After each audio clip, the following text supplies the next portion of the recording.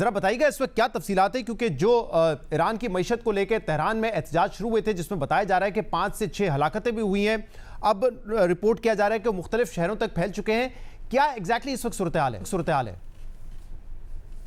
याद साहब, first of all thank you so much, बहुत बहुत शुक्रिया मुझे इनवाइट करने का, क्योंकि बहुत जरूरी है इसको एड्रेस करना फ्रॉम द पर्सपेक्टिव ऑफ यहाँ पे ईरान में जो सिचुएशन है रियलिस्टिकली उसकी तरफ से। देखिए, प्रोटेस्ट ऑर्गेनिकली जो स्टार्ट हुए वो बाजार बुजुर्ग जो तेहरान में है उससे स्टार्ट हुए, और बिल्कुल ऑर्गेनिक प्रोटेस्ट थे, ये रियलिस्टिक पीसफुल प्रोटेस्ट थे जो इकोनॉमिक इश्यूज के ऊपर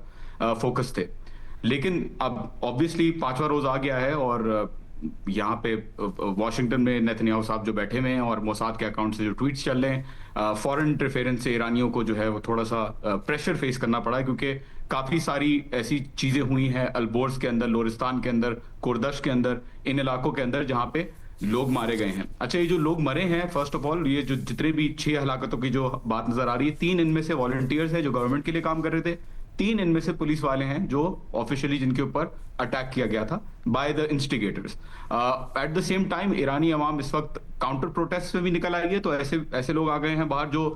इन प्रोटेस्ट के खिलाफ प्रोटेस्ट कर रहे हैं, पीसफुल मुजाहिरा कर रहे हैं, eight the same time Irani flags के साथ और रियलिस्टिक इकोनॉमिक इश्यूज के ऊपर। और इसकी कवरेज जो है वो इरना, IRIB, तस्नीम, सारी एजेंसीज ने खुल के की है। तो सिचुएशन इस वक्त ऐसी है कि प्रेशर पॉइंट्स क्रिएट करने की कोशिश की जा रही है थ्रू क्लस्टर्स मतलब ग्रुप, जो ग्रोह है छोटे छोटे, वो इस वक्त बाहर निकलते हैं, ऑर्गेनाइज तरीके से वायलेंस करते हैं और फिर वो रिट्रीट कर जाते हैं। तो जॉनसन, एक तो इसमें ऑब्वियसली बैरूनी साजिश का पहलू भी है जिसमें बताया जा रहा है कि ईरान ने कुछ लोगों को गिरफ्तार भी किया है, फिर डोनाल्ड ट्रंप का जो ट्वीट है वो भी हमारे सामने, उस पर मैं बात करूंगा। लेकिन क्या हुकूमत में ये रियलाइजेशन है कि जो इस वक्त माशी सूरत हाल है उस वजह से लोग परेशान हैं, क्योंकि ऑब्वियसली जो ईरानी रियाल है उसमें बड़ी गिरावट देखी गई है इस साल, महंगाई बहुत ज़्यादा है, और इस इशू को कैसे एड्रेस करने की कोशिश की जा रही है, क्योंकि मुलाकातें भी हो रही हैं, मुज़ाकरात भी हो रहे हैं प्रोटेस्टर्स के साथ, तो कैसे मैनेज किया जाएगा इस सिचुएशन को? जी बिल्कुल, गवर्नमेंट ने रिकग्नाइज किया और रियलाइज किया है कि जेन्युइन इश्यूज हैं लोगों के, और ये बिल्कुल जेन्युइन इशू है कि ईरान के अंदर तोमान जो इनकी रियाल है उसकी करेंसी की डिप्रिसिएशन बहुत तेजी से हुई है, तो ऑब्वियसली मार्केट में एक शॉक पैदा हुआ है। जो रेमेडीज ले सकी है गवर्नमेंट, उस पर जो हमारे जो प्रेसिडेंट हैं सेंट्रल बैंक के, स्टेट बैंक के, उनको हटाया गया है, और जो दूसरे जो पुराने प्रेसिडेंट थे उनको दोबारा रीइंस्टेट किया गया है। Eight the same time dollar की जो पॉलिसी मेकिंग है इन टर्म्स ऑफ एक्सपोर्ट्स की, उसको किस तरीके से मैनेज कर सकता है ईरान, उसके ऊपर काम चल रहा है। देखें शहजाद साहब, एक बात समझना बहुत इंपॉर्टेंट है कि ईरान बहुत ज्यादा सैंक्शंस के अंडर है, और डॉलर का जो प्रेशर है जो क्रिएट किया जाता है वो ईरान के कंट्रोल में नहीं है। मैनेजेबल जरूर हो सकता है, पॉलिसी मेकिंग उसको कंट्रोल जरूर कर सकती है, लेकिन बिल्कुल ऐसा नहीं है कि ईरानी गवर्नमेंट जो है वो एक रेट सेट कर दे, क्योंकि ईरान के ऊपर बहुत ज्यादा सैंक्शंस का प्रेशर है इस वक्त। तो गवर्नमेंट प्रोटेस्टर्स से बात भी कर रही है, उनको देख भी रही है, और अरेस्ट की जहां तक बात आती है,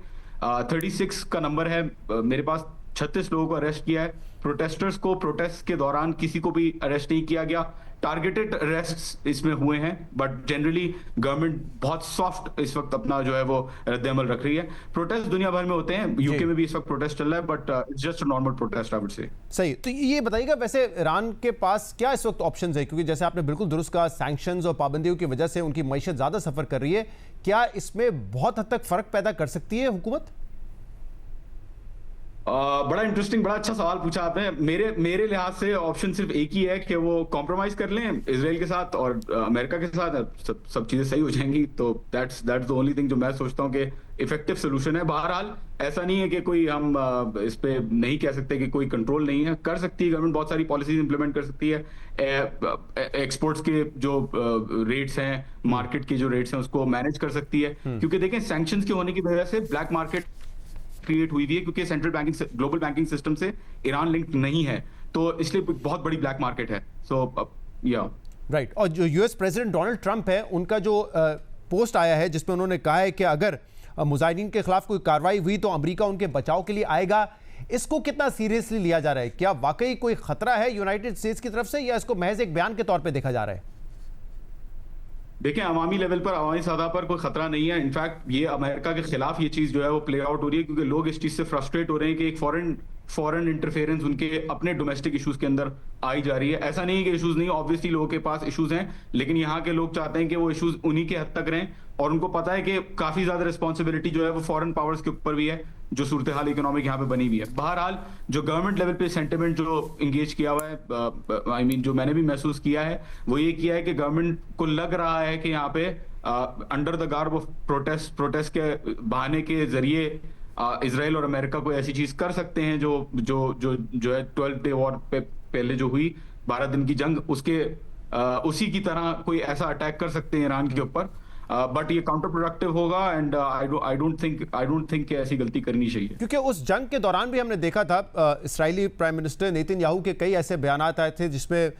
जो प्रोटेस्ट है उसको हवा देने की कोशिश की गई थी, लोगों को इस पे उकसाया जा रहा था कि आप अपनी हुकूमत के खिलाफ निकलें, तख्ता उलट दें इस हुकूमत का। और आज फिर हम देख रहे हैं कि रज़ा पहलवी साहब जो कि समझते हैं कि शायद इक़्तिदार आइंदा उनके सुपुर्द किया जाएगा या मिल जाएगा उनको, उनकी तरफ से भी ये स्टेटमेंट आया, ये पोस्ट किया गया है जिसमें वो हमदर्दी कर रहे हैं उन लोगों से जो कि हलाक हुए हैं। तो क्या वाकई कोई ऐसा सेंटिमेंट है जिसको हवा दी जा सकती है? देखिए शायद साहब, बात सारी ये है कि मोसाद ने अपने ऑफिशियल ट्विटर से ऑफिशियल पोस्ट किया कि हम आपके साथ मौजूद हैं अंदर प्रोटेस्ट में। i24 न्यूज ने इसको कवर किया है, जेरूसलम पोस्ट ने इसके ऊपर पोस्ट किया कि किस तरीके से लोगों को ट्रेनिंग दी जा रही है इफेक्टिवली कि वो गवर्नमेंट के खिलाफ लड़ें। मेरा एक सवाल है, अगर यहाँ पे so called quote unquote regime change होना होता तो अभी तक हुआ क्यों नहीं? ईरान ऐसा तो नहीं है कि अभी पहली दफा प्रोटेस्ट हो रहा है ईरान में, महसा अमीनी के प्रोटेस्ट हुए, उससे पहले भी प्रोटेस्ट हुए। रेवोल्यूशन के बाद ईरान बहुत वीक पोजीशन में था और प्रोटेस्ट बड़ी आसानी से करवा के रिजीम चेंज का आइडिया जो है वो बिल्ड किया जा सकता था। बट हमने देखा कि इश्यूज जो है वो रिजॉल्व होते गए और लोग जो है वो अपनी गवर्नमेंट के सपोर्ट में और ज्यादा, आई वुड से